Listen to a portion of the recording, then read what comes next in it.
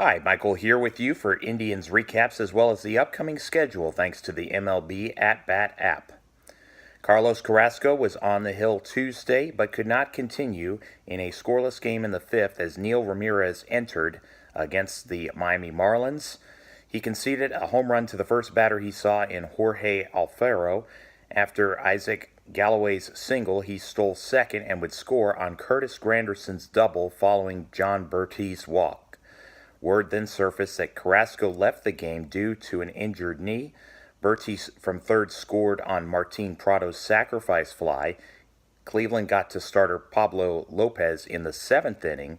Carlos Gonzalez reached base, then reached second on an error by Starlin Castro, and Jason Kipnis got aboard. Roberto Perez, the next batter, struck out, so Jake Bauers faced new pitcher Adam Conley.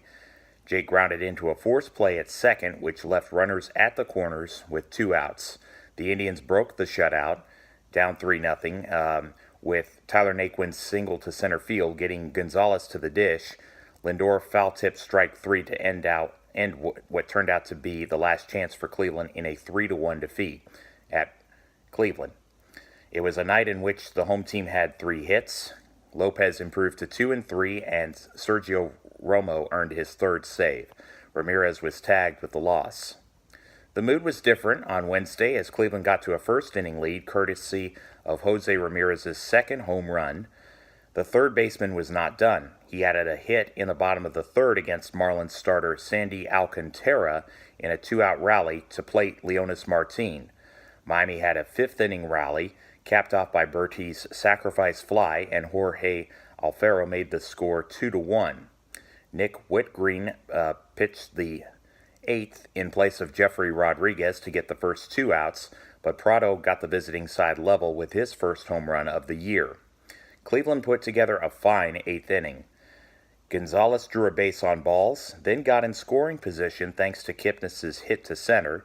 2 batters later, Bauers, the left fielder, did what the second baseman just did, giving the Indians the lead for good.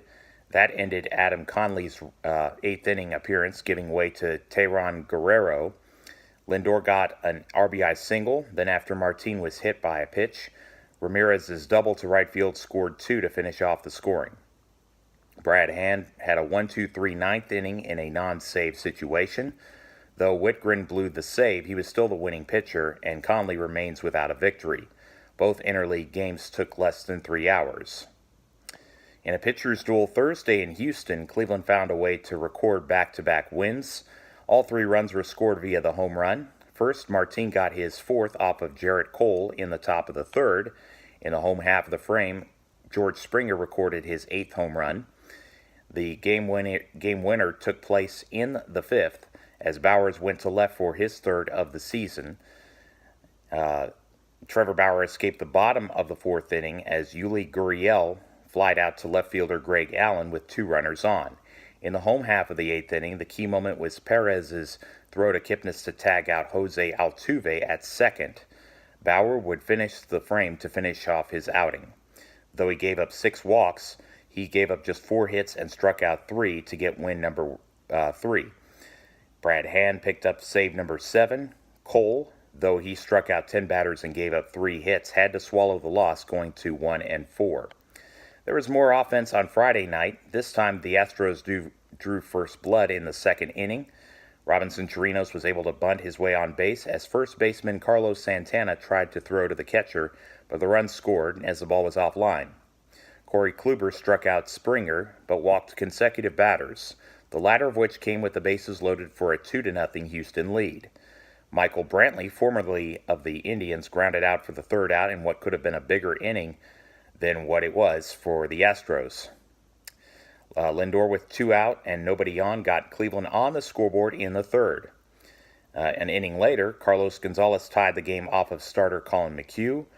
In the Houston 4th inning, Springer doubled home Chirinos from first to make it 3-2.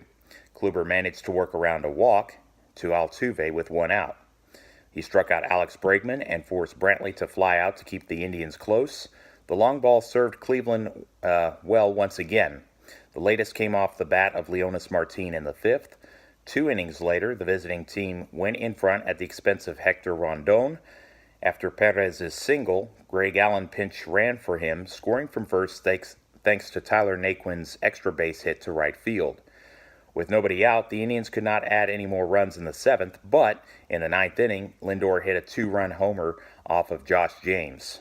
Hand did walk Jose Altuve, but struck out Bregman, Brantley, and Carlos Correa in succession to finish off a 6-3 victory. It gave Cleveland some more wind in their sails. Adam Cimber was the winning pitcher while Rondon took the loss. Both went to 2-1. Saturday, the Indians showed resiliency, but it would be in vain as the Astros walked off with a 4-3 win in 10 innings. Aledmys Diaz scored Correa from second with his double to center in the bottom of the first. In the top half of the fourth, Jose Ramirez led off the inning with a base hit against Brad Peacock. Carlos Gonzalez followed it up with a hit to the opposite side. Carlos Santana grounded into a double play, but Ramirez came home from third base to tie the score at 1. Neither team was able to drive in the go-ahead run at second in their respective half of the fifth inning. In the Astros' sixth, Shane Bieber walked Bregman. Two batters later, Correa got his sixth home run. Cleveland rallied in the seventh with one out. Bowers and Naquin each singled, which presented an opportunity for Kevin Plawecki to be subbed in by Francisco Lindor. Like the fourth inning, a productive out did the trick. The pinch hitter's sacrifice fly was enough to drive in Bowers after Ryan Presley threw a wild pitch which advanced both runners 90 feet, not long after Will Harris had been replaced. Shortstop Mike Freeman would get the Indians back on level terms on his hit to right field. Cleveland's next great opportunity did not come until the 10th inning, as Freeman's sacrifice bunt put Roberto Perez in scoring position. Roberto Osuna would then strike out Martin and Ramirez, which set up Houston in the bottom of the inning. Adam Cimber came in for Tyler Clippard, and the Astros countered by putting in Tony Kemp to pinch hit for Max Stassi. Kemp rewarded his team with a home run to the right side to end the game. Bieber and Peacock combined for 16 strikeouts, but Osuna won his second game, while Cimber's record evened at 2-2. The Indians played better under the lights Sunday night before a national audience, but it wasn't enough. It looked promising when Santana took Wade Miley deep in the top of the fourth for a solo blast. Carlos Carrasco made it to the seventh. He had 8 strikeouts but gave up 4 earned runs. Carlos did get Bregman out before Brantley got a single. He also retired Correa, but the wheels came undone after that. Yuli Gurriel's RBI double tied the game. After Carrasco granted a free pass to Josh Reddick, Chirinos had the most important hit of the game. He broke the tie with a home run to left field.